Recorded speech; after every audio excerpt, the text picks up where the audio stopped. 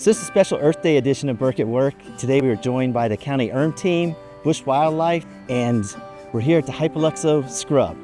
And normally I don't want no scrub, but today is different. This is a beautiful area, a natural environment, and we've got our students from Palm Springs Middle School. Good morning, Miss Magill. Hi, how are you, Superintendent Burke? I'm working alongside Miss Heather Magill. She is our science teacher at Palm Springs Middle School. She's also the STEM coordinator, green champion, and a Dwyer Award-winning teacher. So she's the best in the business. We are actually getting able to explore in nature instead of doing it virtually this time.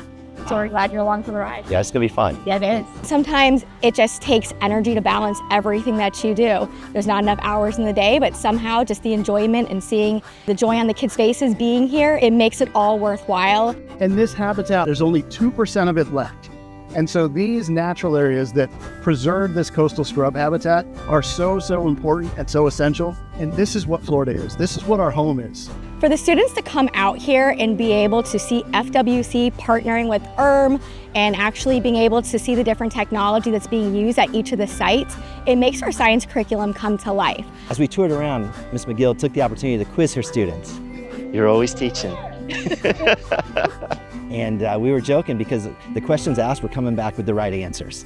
And we said, hey, that's a bonus if you get the right answer. But first, to have the students engaged, but then to actually be comprehending, learning this material, and then being able to apply it in the field here was really rewarding. Miss Magill is just chomping at the bit to get her kids outside every chance she gets, because this is where all of that learning inside comes to life. It comes to life outside in wild places like Hypoluxo Scrub Natural Area. One of our jobs here today was to remove love vine, and they put their gloves on and they loaded up a pickup truck. This is an experience I think that'll stick with our students for a long time beyond the exam.